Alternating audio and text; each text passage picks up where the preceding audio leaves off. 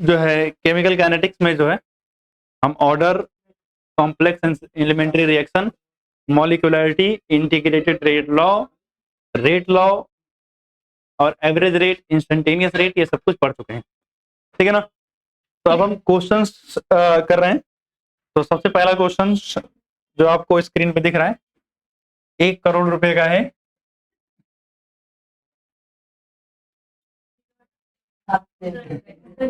एक करोड़ पैसा, 1 लाख तो हो गए। सही बात, पैसे से भी कुछ छोटा आता है। हाँ। तो क्या कह रहा है, फॉर द रिएक्शन यानी रिएक्टेंट से प्रोडक्ट बन रहा है, the concentration of reactant changes from 0.03 molar to 0.02 molar, calculate the average rate of reaction. हमें पता है सर, एवरेज रेट जब निकालना होता है तो एवरेज रेट का फॉर्मूला होता है change in concentration of reactant upon में चेंज इन टाइम, और आगे माइनस का साइन लगाना होता है। सही बात है ना। हमें पता है इनिशियल कंसंट्रेशन कितनी है, इनिशियल कंसंट्रेशन दे रखी है 0.03 ना। तो अगर आप बात करोगे तो हम निकालते कैसे हैं, R final minus R initial. तो सर फाइनल आपकी है कितनी, 0.02 माइनस 0.03, तो आ जाएगा आंसर माइनस का 0.01 मोलर। सही बात है ना। और हमें एवरेज रेट का फॉर्मूला से टाइम भी तो दे रखा है, हमें टाइम कितना है, कहाँ गया, 25 मिनट का है। इधर देखो, इन 25 मिनट यानी 25 मिनट के अंदर ये सब कुछ हुआ है, यानी हमें टाइम दे रखा है वो कितना है, 25 मिनट है। कह रहा है आपको आंसर मिनट में और सेकंड दोनों में निकालना है, तो पहले मिनट में ही निकाल लेते हैं। तो अगर हम मिनट में निकालने जाएंगे तो सर ये हो जाएगा माइनस का 0.01, क्योंकि एक माइनस ऑलरेडी था इसके पास, तो मैं सीधा इसको प्लस कर दूं, डिवाइडेड बाई 25 से मैंने डिवाइड कर दिया। अगर मैं डेसिमल हटाऊंगा तो हो जाएगा 1 अपॉन में 25 100 हो जाएगा ना। सही बात है।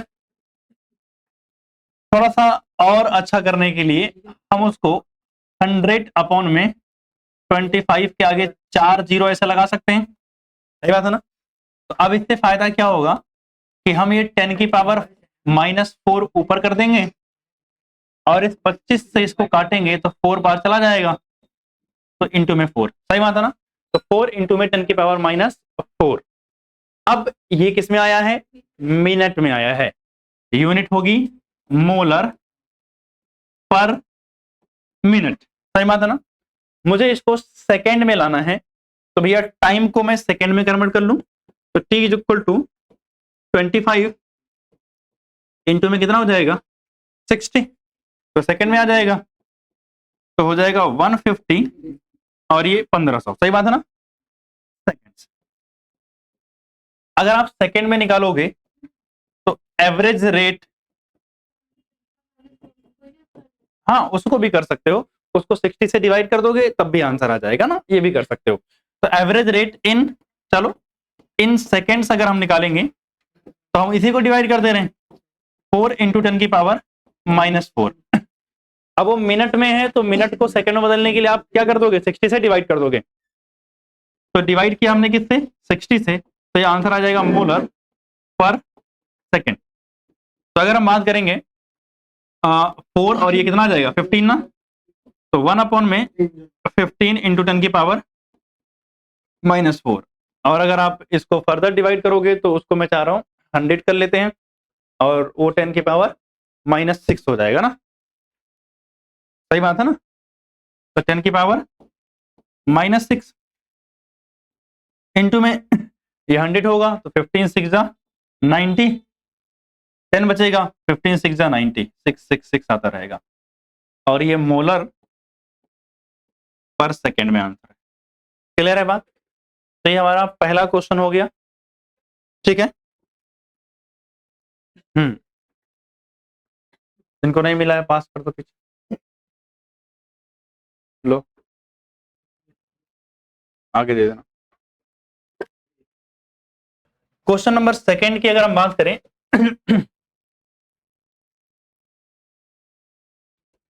तो क्या कह रहा है, कह रहा है इन ए केमिकल रिएक्शन, जो कि आपको दिख ही रहा है, 2A से प्रोडक्ट बन रहा है, the concentration of A decrease from 0.5 molar to 0.4 molar in 10 minute, calculate rate during this interval. यानी इस इंटरवल के बीच में क्या रेट था ये आपको पता करना है। तो सिंपल शब्दों में रेट का फॉर्मूला क्या होता है, change in concentration of reactant divided by change in, सही बात है। आपको डेल्टा टी ऑलरेडी पता है कि कितना टाइम हुआ है भैया, 10 मिनट का समय लगा है। और अगर आप डेल्टा आर निकालने जाओगे यानी change in concentration of reactant तो 0.5 से 0.4 मोलर हुआ है, तो फाइनल कंसंट्रेशन 0.4 माइनस 0.5, सही बात है। कितना मिल जाएगा, माइनस का 0.1 मोलर मिल जाएगा ना।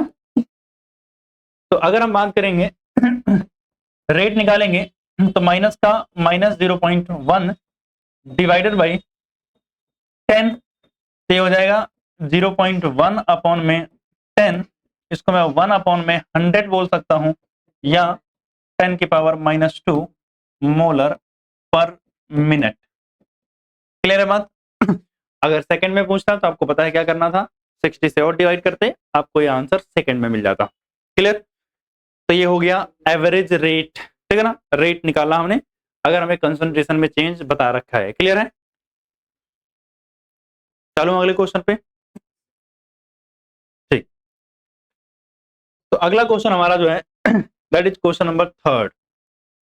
क्वेश्चन नंबर थर्ड आसान सा क्वेश्चन है, उम्मीद करता हूं आप लोग तुरंत इसका आंसर बता ही दोगे। कह रहा है कि भैया आपको रेट एक्सप्रेशन दे रखा है, what is the order of the reaction, इस रिएक्शन का ऑर्डर क्या है। आपको पता है रेट एक्सप्रेशन में एन कैसे निकलता है, जो भी पावर में हो उसको ऐड कर लेते हैं।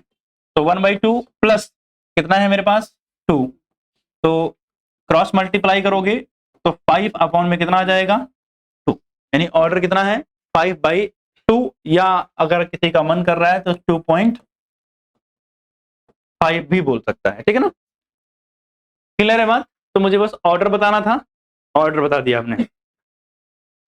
अगला क्वेश्चन देखें, यहां तो किसी को कोई समस्या नहीं है ना। ठीक, अगला क्वेश्चन क्वेश्चन नंबर 4 है, और क्वेश्चन नंबर 4 क्या कह रहा है, देखना। कह रहा है the conversion of molecule X to Y, यानी शांत रहो इधर देखो, conversion of X to Y मतलब हम एक्स को कन्वर्ट कर रहे हैं वाई में, यानी रिएक्शन ये हो रही है। Follows second order kinetics, order कितना है सेकंड ऑर्डर है। इसका मतलब अगर आप रेट लिखोगे तो एक कांस्टेंट के तो आएगा ही आएगा, कंसंट्रेशन ऑफ एक्स की पावर क्या आएगा 2 आएगा, क्योंकि प्रोडक्ट से तो हमें मतलब नहीं होता है, हम रिएक्टेंट की कंसंट्रेशन के पावर में 2, क्योंकि ऑर्डर बता रखा है सेकंड है। If concentration of X increase to 3 times, 3 गुना कर दिया जाए तो रेट पे क्या फर्क पड़ेगा ये आपको बताना है। तो अगर हम बात करें कि new concentration that is X dash is equal to 3 time of initial concentration, सही बात है। तो हमारा नया rate R dash is equal to constant k है हमारे पास, और ये हो जाएगा एक्स डैश, क्योंकि ऑर्डर तो 2 ही है तो 2 रहेगा। अब अगर हम बात करें तो हम के डैश की वैल्यू यहां रख सकते हैं, तो आ जाएगा 3x का स्क्वायर, तो आ जाएगा के, अच्छा 9 बाहर ले आऊं सीधा, 3 का स्क्वायर क्या हो जाएगा 9, और यहाँ के, और यहाँ कंसंट्रेशन ऑफ एक्स की पावर 2। अब आपको बताइए जो इतनी टर्म आपको दिख रही है ये एक्चुअली में है क्या, आर है। क्या ये आर है। तो अगर आपको आर पता चल रहा है, यहाँ आर दिख रहा है, तो मैं सीधा लिख सकता हूं sir R dash is equal to 9, और ये क्या है आर है, यानी नया रेट पहले रेट से 9 टाइम्स ज्यादा हो जाएगा। क्लियर है ना। तो ऐसे क्वेश्चंस भी आपको देखने को मिलते हैं। यहां तक तो आई थिंक कोई समस्या नहीं, बहुत आसान आसान से क्वेश्चन है। ठीक, चलें आगे।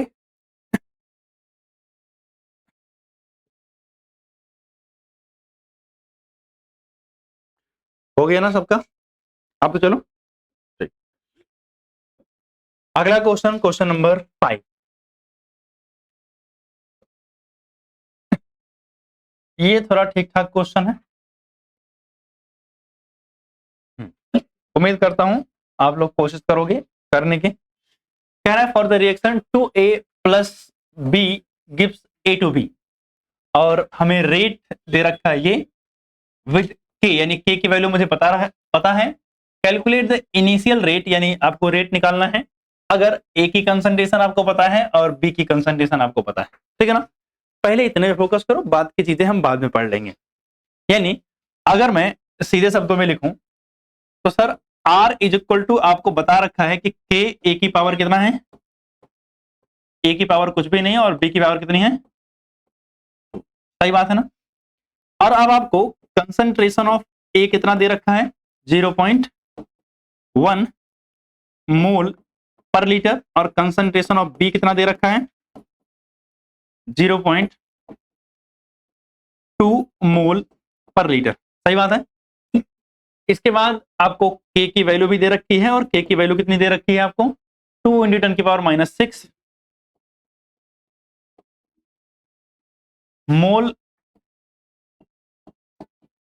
की पावर -2 एंड लीटर स्क्वायर पर सेकेंड, ठीक। अब सुना ध्यान से, अगर हम रेट निकालने जाएं, जिसको हम इनिशियल रेट बोल रहे हैं भैया, स्टार्टिंग में रेट कितना है, तो अगर हम इनिशियल रेट निकालने जाएं, RI मैं लिख दे रहा हूं ताकि पता चले हाँ ठीक है इनिशियल रेट है, तो सीधा सीधा K की वैल्यू रखनी है। K की वैल्यू कितनी है, 2 × 10⁻⁻⁶ इंटू में। अगर मैं A की वैल्यू रखूं तो A की वैल्यू कितनी है, 0.1 है, इंटू में। अब B की वैल्यू रखूंगा तो 0.2 का स्क्वायर, यानी 0.2 इंटू में 0.2, दो बार लिख सकता हूं ना। तो मैंने लिखा 0.2 इंटू में 0.2। तो पहले मैं क्या कर रहा हूं, सबको होल नंबर में कन्वर्ट कर दे रहा हूं, डेसिमल का लफड़ा खत्म करते हैं।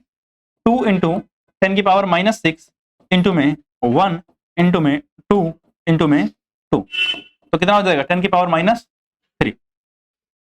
सही बात है ना, क्योंकि एक डेसिमल यहाँ, एक यहाँ, एक यहाँ, 10⁻³ तो 10⁻³ और 10⁻⁶ कितना हो जाएगा, 10⁻⁻⁹। 2 2 जा 4, 4 1 जा 4, और 4 2 जा 8, सीधा आंसर आ जाएगा 8 × 10⁻⁹।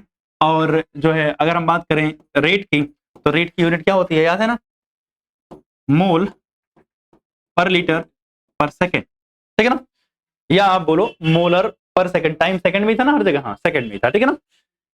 ये हमारा इनिशियल रेट हो गया, क्लियर है यहां तक, हाँ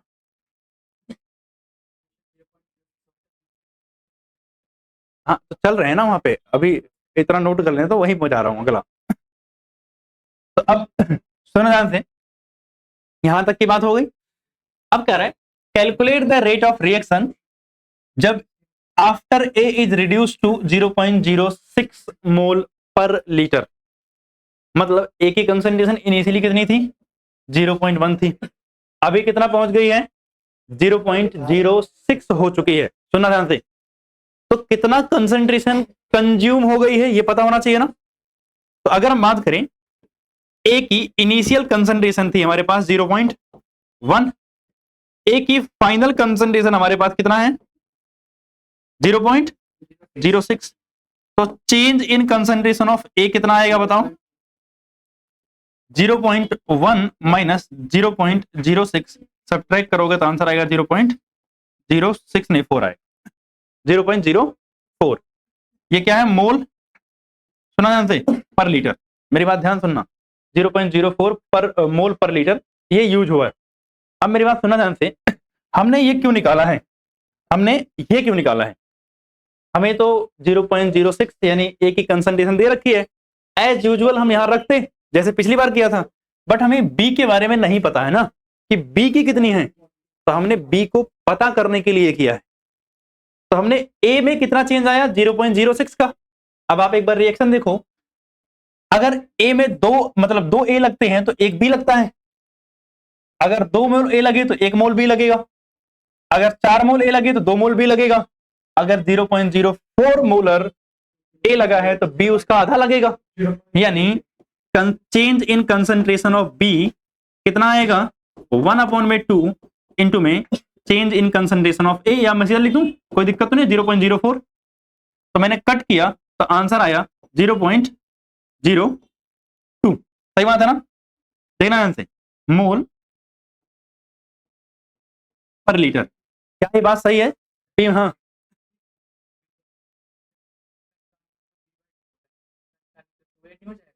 क्या?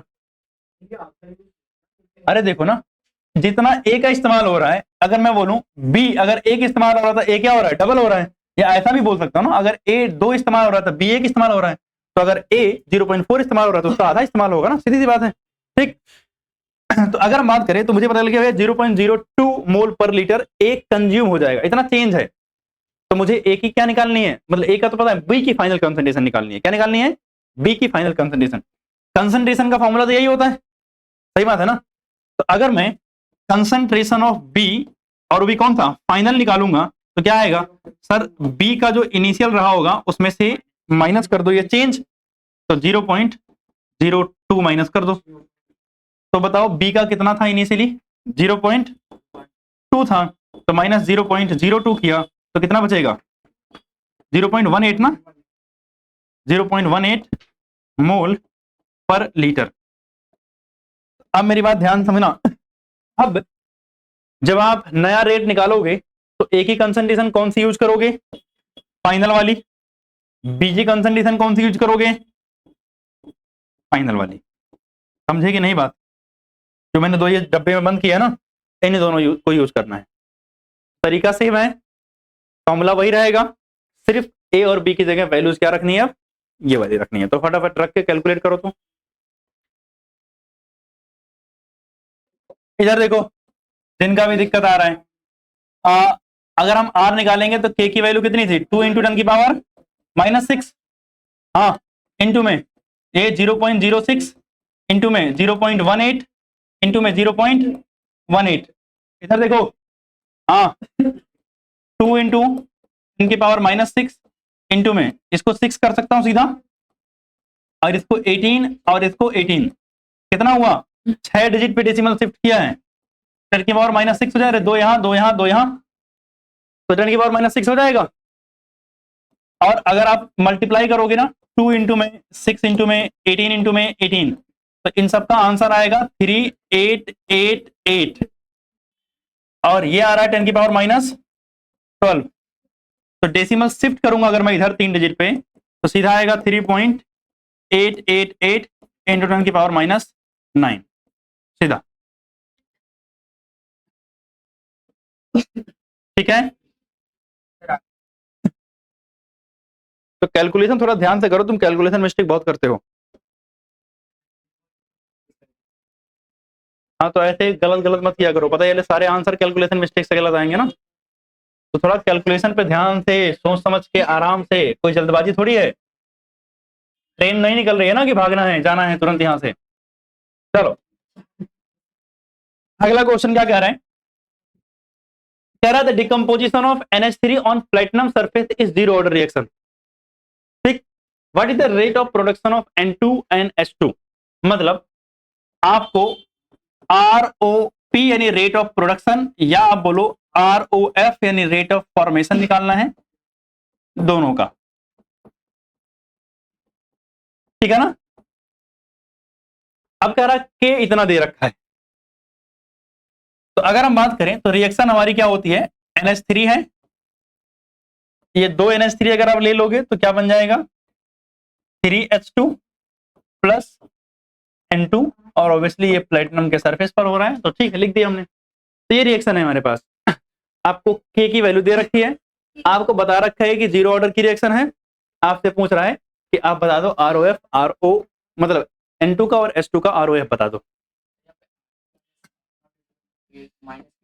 देखो ध्यान से, अगर मैं बात करूं तो आप अगर बहुत बेसिक सा आइडिया लगाओगे तब भी आपसे काम हो जाएगा। कैसे? अगर ये जीरो ऑर्डर रिएक्शन है, सुना ध्यान से, फॉर जीरो ऑर्डर रिएक्शन, कौन सी रिएक्शन के लिए, जीरो ऑर्डर रिएक्शन के लिए। कुछ ज्यादा ही को रहा है।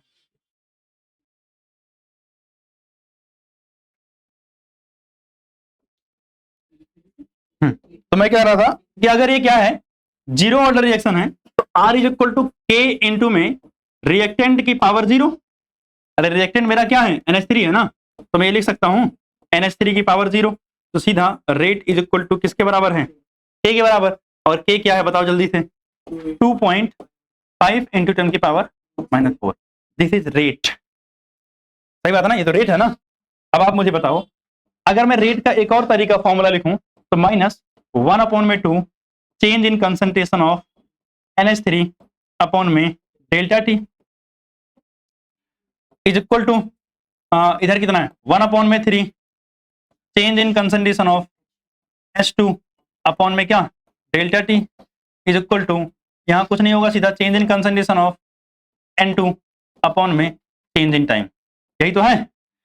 अब आपको पता है कि ROF निकालना है ना, तो ये इतनी वैल्यू क्या होती है, ROF है, स्टोइकोमेट्रिक कोएफिशिएंट छोड़ दो। सही बात है ना।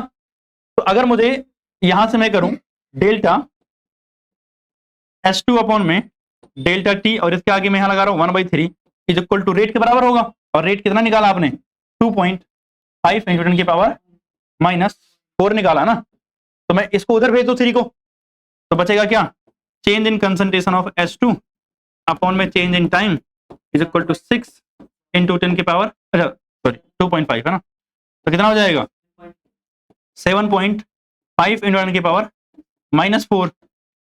और ये मेरा क्या है, ROP है ना, ROP of H2 is equal to कितना 7.5 इंटू 10 की पावर -4। यहां अगर देखो तो जो ROP है वही रेट के बराबर ही होगा, क्योंकि कोई स्टोइकोमेट्रिक कोएफिशिएंट है ही नहीं। बताया था ना, स्टोइकोमेट्रिक कोएफिशिएंट से रेट में मल्टीप्लाई कर दो तो आपको क्या मिल जाएगा, ROP या ROF मिल जाता है। तो अगर हम ROP ऑफ N2 निकालेंगे, अरे रेट ऑफ प्रोडक्शन, ठीक है ना, हम फॉर्मेशन पढ़े थे, इसने प्रोडक्शन लिखा था, प्रोडक्शन लिख रहे, क्या दिक्कत है, ठीक है ना। तो अगर निकालना हो तो भैया रेट के बराबर होगा, और रेट कितना है 2.5 इंटू 10 की पावर -4 है। सही बात है क्या, क्लियर, ठीक। इसको भी नोट डाउन करोगे, चलते हैं उसके बाद आगे।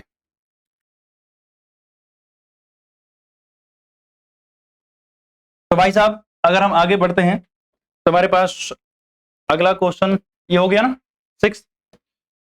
ये क्वेश्चन आता है, ये क्वेश्चन कोशिश करना आप ही लोग करने की थोड़ी सी, इजी सा क्वेश्चन, गलत बात।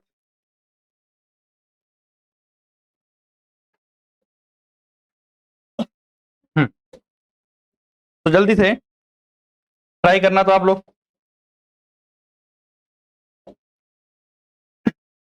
Reaction first order in A and second order in B. तो आप लोग पहले रेट एक्सप्रेशन लिखना तो फटाफट जल्दी से।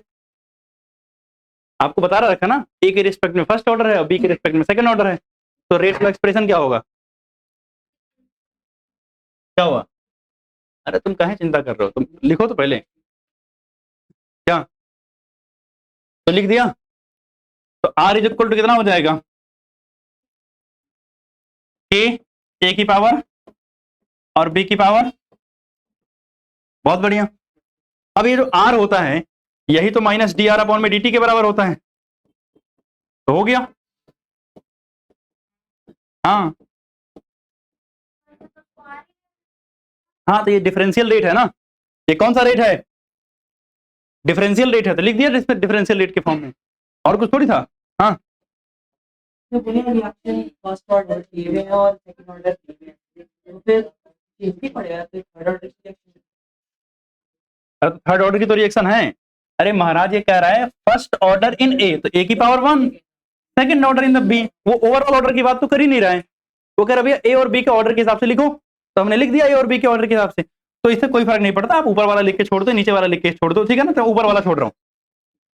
तो ये हो गया।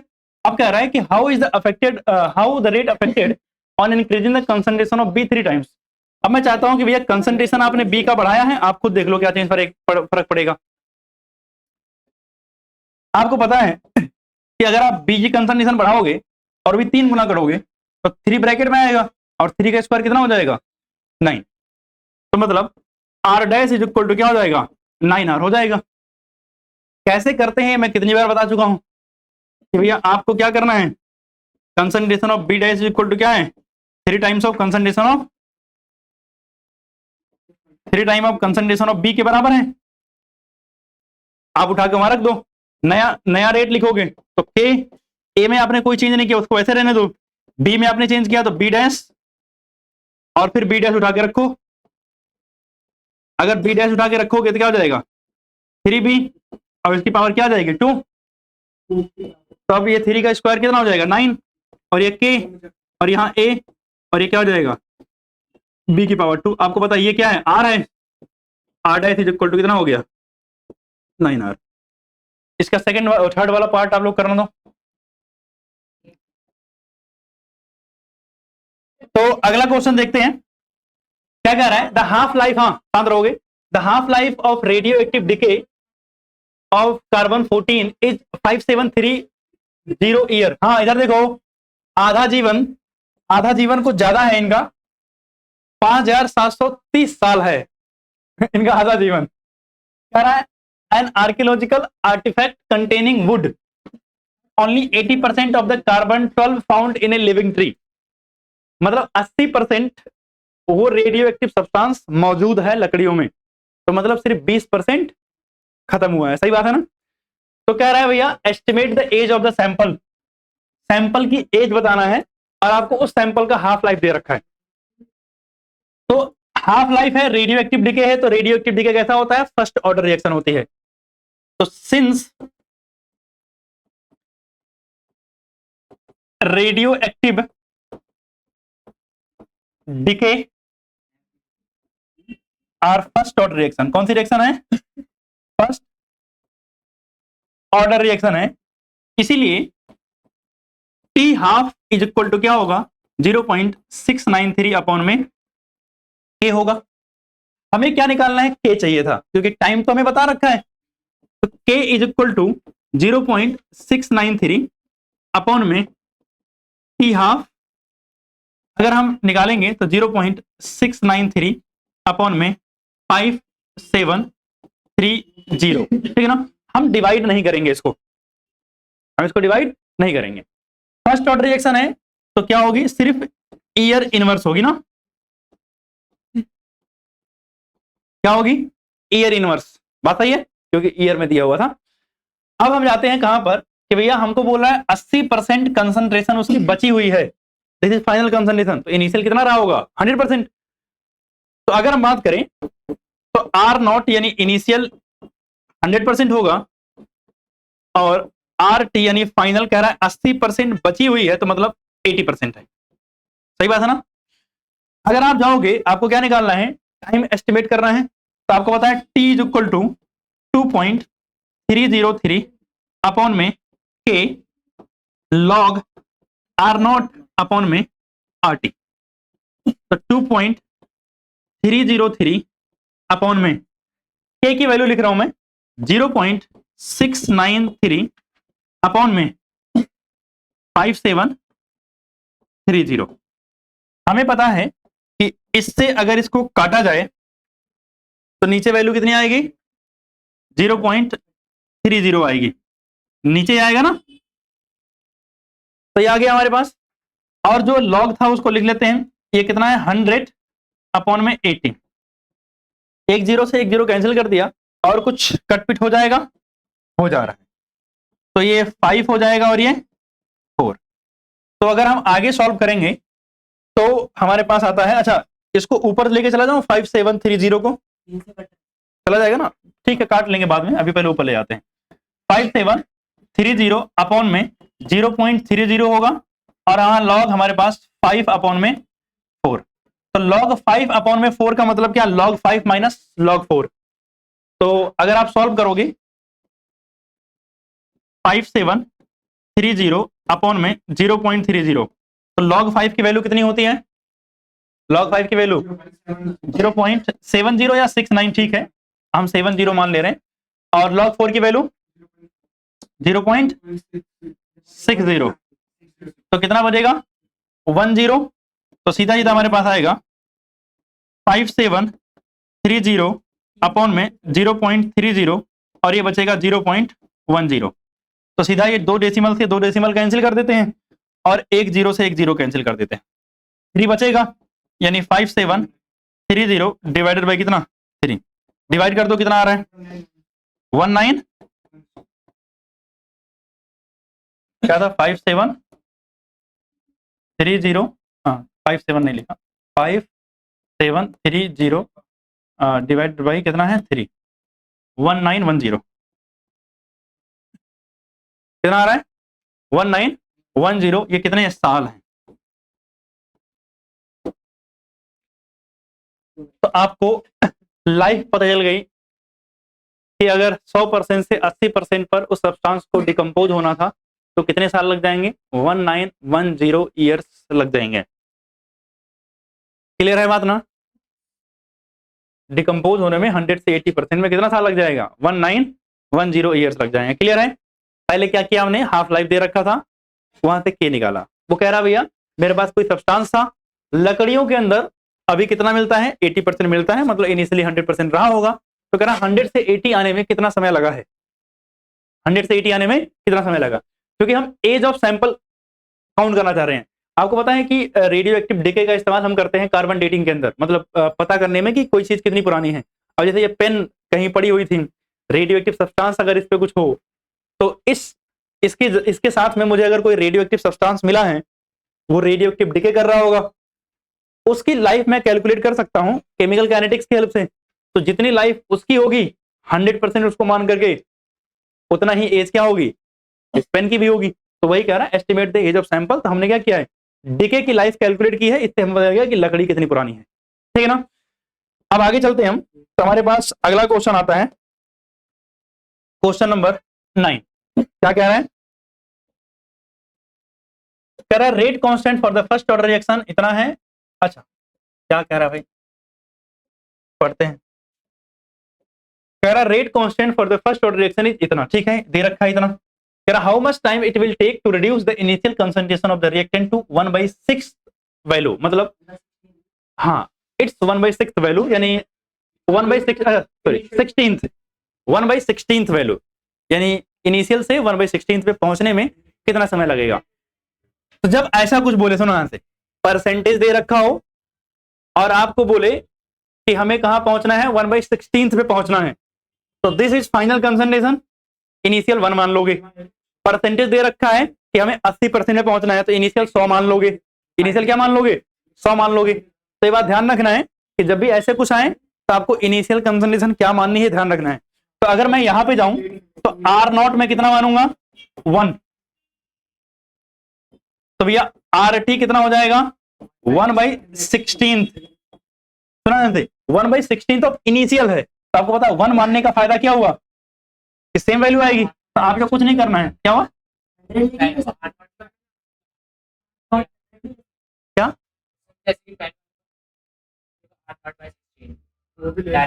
हाँ तो वो भी कर सकते हो। अच्छा ये बताओ, ये भी तो बात सेम है, अगर पहले को R0 माना है, अरे लेट से इधर देखो इधर, अगर लेट से किसी ने बोला, अरे सुनो ध्यान से, अगर कोई इनिशियल कंसंट्रेशन x मान ले तो भैया फाइनल कितनी होगी, कह रहा सर 1/16 ऑफ इनिशियल, तो इनिशियल कितना था x था, तो यानी x/16 होगा। अब किसी ने इसको R0 मान लिया तो सर R0/16 हो जाएगी। मैं कह रहा हूं इतना कॉम्प्लिकेट क्यों करना, 1 and 16 कोई कैलकुलेशन ही नहीं है, 100 एंड परसेंटेज में आया तो 100 मानो, कोई कैलकुलेशन ही नहीं करनी पड़ेगी। तो इसलिए जब आपको रेशियो में दे रख मतलब फ्रैक्शन में दे रखा हो तो कोशिश करो कि 1 मान लो इनिशियल को, परसेंटेज में दे रखा है कोशिश करो 100 मान लो इनिशियल को, इससे क्या होगा कैलकुलेशन से बच जाओगे। तो ये हो गया। अब मुझे क्या निकालना है, टाइम निकालना है, और मुझे के की वैल्यू ऑलरेडी दे रखी है। तो sir time is equal to कितना होता है, फर्स्ट ऑर्डर रिएक्शन है ना, हाँ 2.303 के लॉग 1/16। तो सर 2.303 अपॉन में के है 60 इंटू में ये चला जाएगा लॉग 16 ऊपर हो जाएगा। सर लॉग 16 का मतलब क्या होता है 4 log 2। तो भैया अगर हम बात करें 2.303 अपॉन में 60, तो 4 log 2 लिख दे रहा हूं, चलो एक बार ऐसे लिख सकते हैं log 4 की पावर 2, तो ये 2 आगे आ जाएगा, टू कहाँ हो जाएगा, टू कहाँ जाएगा, आगे आ जाएगा ना। तो हमारे पास वैल्यू क्या आएगी 2.303 अपॉन में 60 इनटू में 2 log 4 की वैल्यू कितनी होती है 0.60 होती है कि नहीं होती है। तो अब देखो एक आसान काम क्या हुआ सर, इस 60 से ये कैंसिल हो गया, बस यहां 2 जीरो लगाने पड़ेंगे, सही बात है ना। अब इससे काट दे, नहीं काटते नहीं है, मल्टीप्लाई कर देते हैं, ज्यादा बढ़िया है। 2 3 जा 6 और 2 0 में 0 और 2 3 जा 6 एंड 2 2 जा 4 और डिवाइड किससे कर रहे हैं 100 से, तो सीधा 4.606 इंटू में 10 की पावर -2 और कितने सेकंड, सही बात है क्या। क्योंकि सब सेकंड में था ना, अच्छा सॉरी टाइम है ना सेकंड में, सॉरी सेकंड में रहेगा, ठीक है ना। क्लियर है बात यहां तक, चलते हैं आगे। अगला question, question number 10।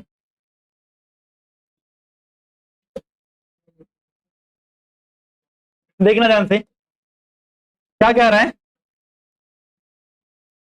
First order reaction है और उस रिएक्शन को 40 मिनट लगते हैं 30% के लिए, सुना ध्यान से, 30% डिकम्पोजिशन के लिए 40 मिनट लगते हैं, उसका टी हाफ निकालना है।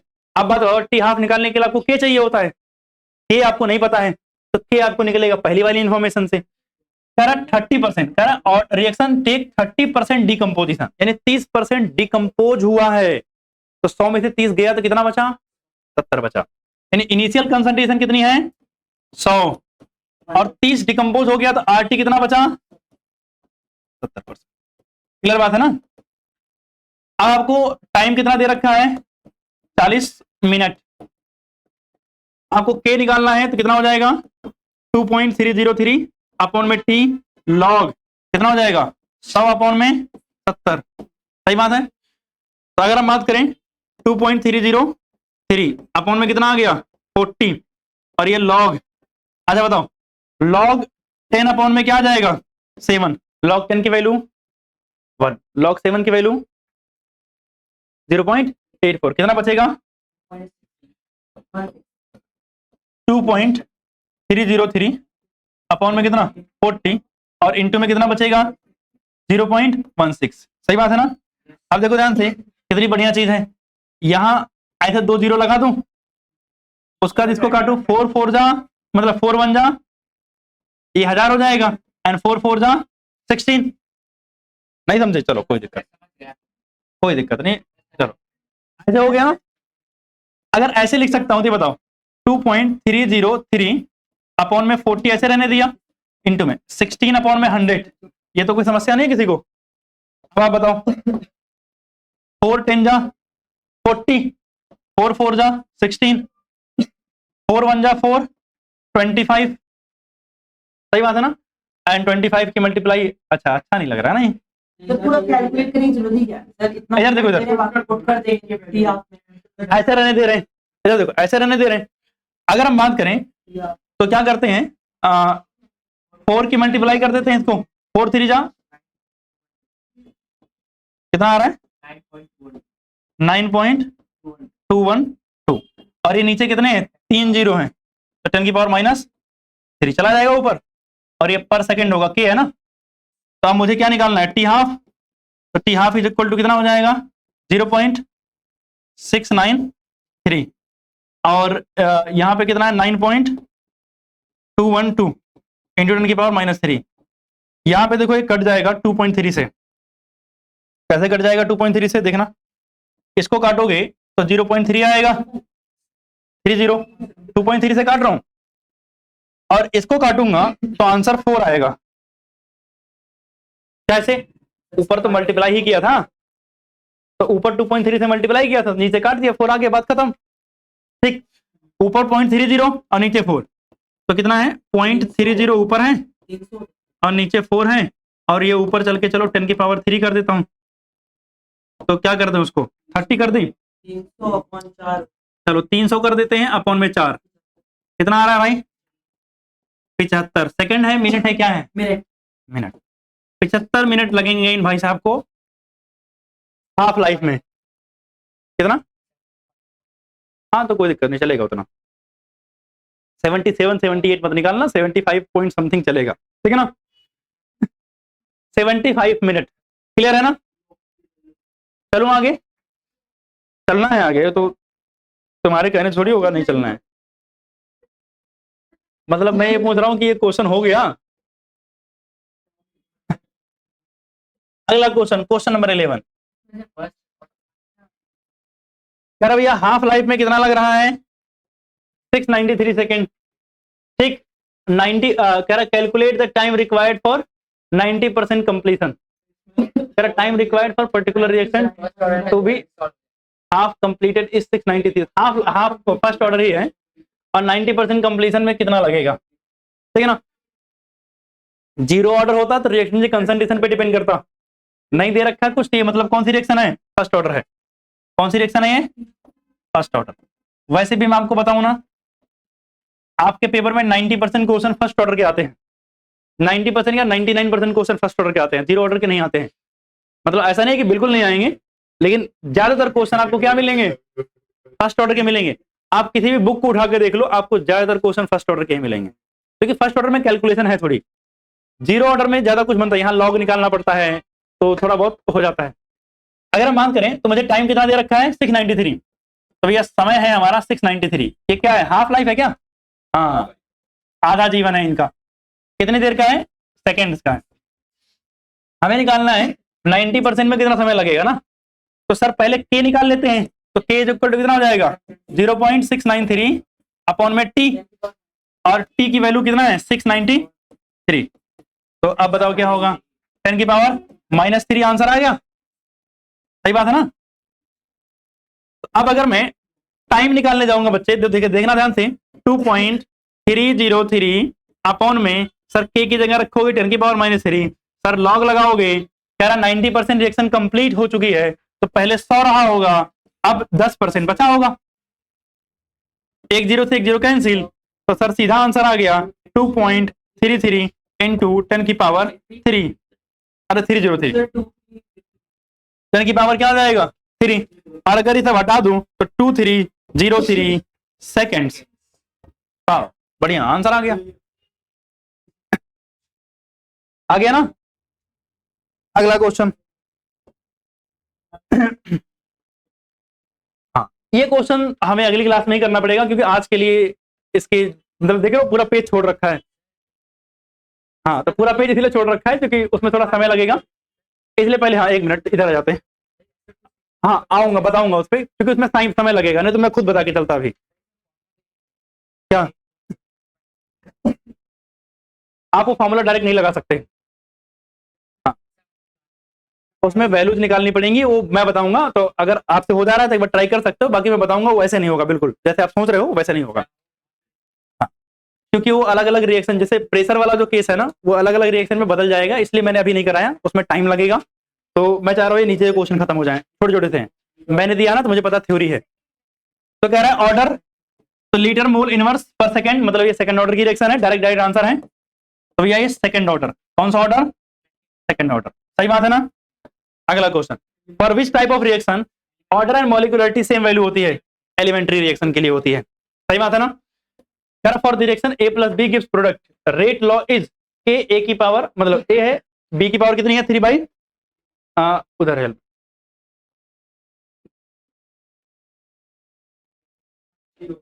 यहीं पे 8 बजे तक हूं मैं।